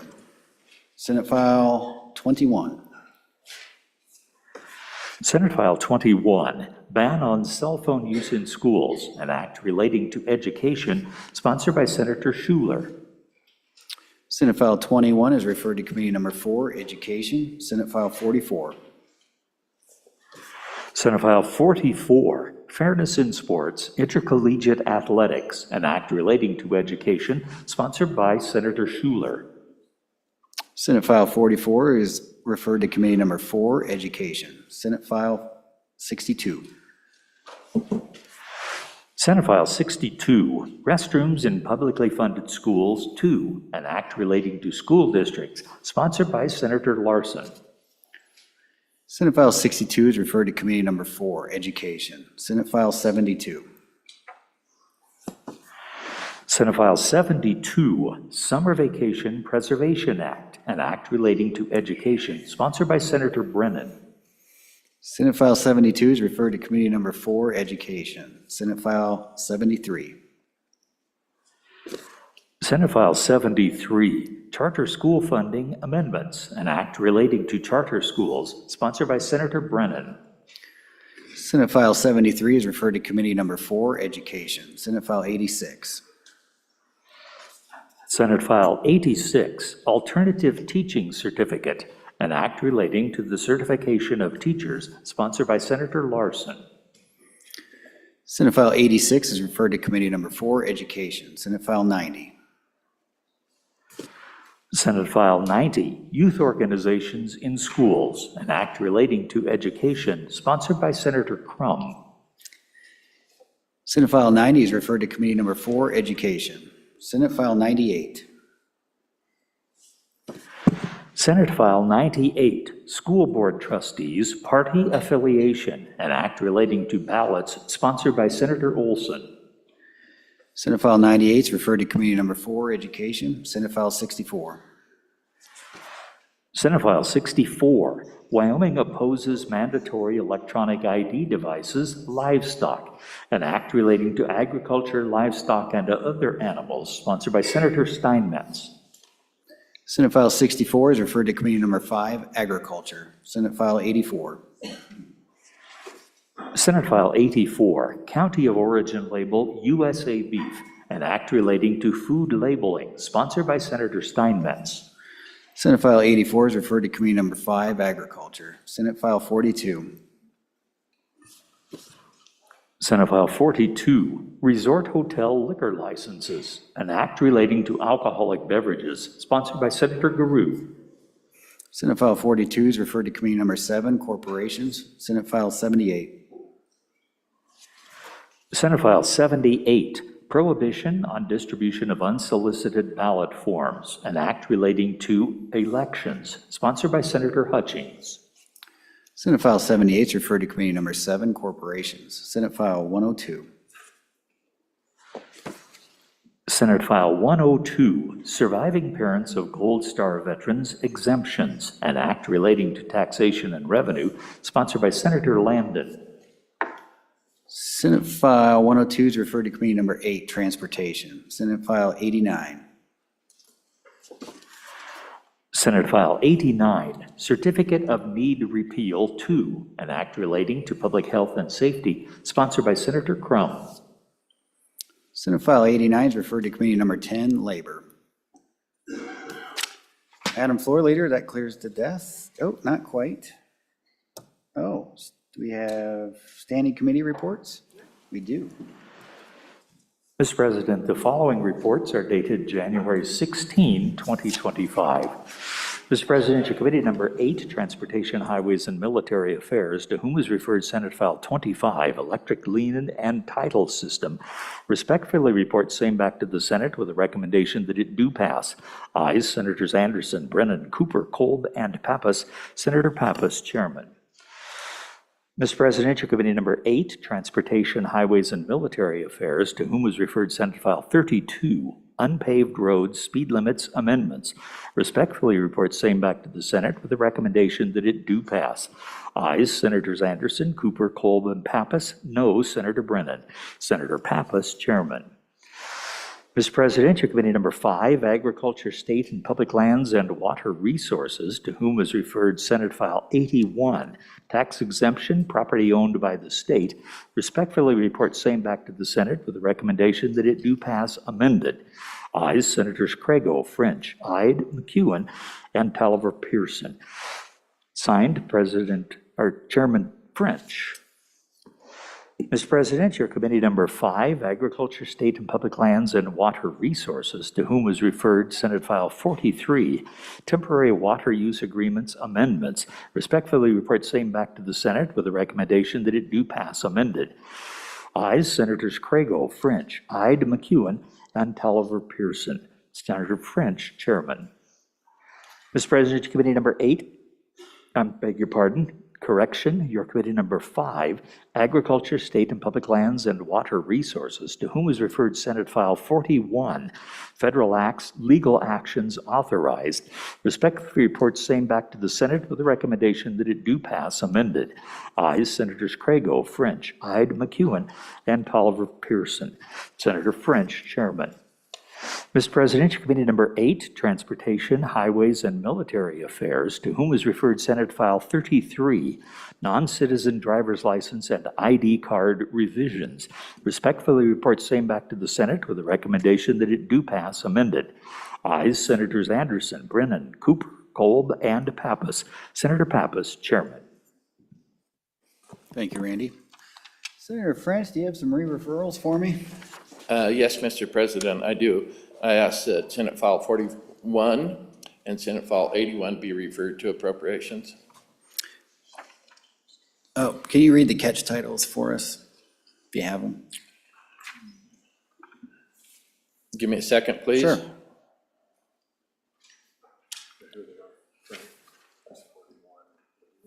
Senate File 41, Federal Acts, Legal Actions Authorized, and 81, Tax Exemption Property Owned by the State. And you're asking them to be re-referred to? Appropriations. Appropriations. Without objection, Senate File 41 and Senate File 81 have been re-referred to Committee Number 2, Appropriations. Now, Majority Floor Leader. Senators, this is going to be, there's two parts to this, but Mr. President, I move that we stand in recess until 2:30 p.m. 2:30 p.m., Senators, we will be back here because at 2 o'clock, the Senate will be having a full Senate caucus in room W113, a full Senate caucus at 2 p.m. this afternoon. We will come back in and continue with bills from Committee of the Whole at 2:30 p.m. Those of you having committees on noon recess, just be mindful that some of those bills may move through into the afternoon for Committee of the Whole, so listen carefully. Thank you, Mr. President. Thank you, Madam Majority Floor Leader. Are there any announcements? Oh. Senator Salazar. Thank you, Vice Mr. President. Your committee number 2 appropriations will be meeting at 12:20. We'll be taking up 4 bills in room 113. We'll be dealing with Senate File 38, performance compensation, Senate File 40, zoning protest petition, Senate File 76, protection critical infrastructure from foreign adversaries, and Senate File 70, investment modernization. Thank you, Senator. Senator Olson. Thank you, Mr. President. Your committee number 1, Judiciary, will meet upon this noon recess. So grab some food and come on down. We do have 4 bills that we're going to work through. Senate File 6, residential property removal of unlawful occupant. Senate File 11, use of fraudulent documents to wrongfully possess property.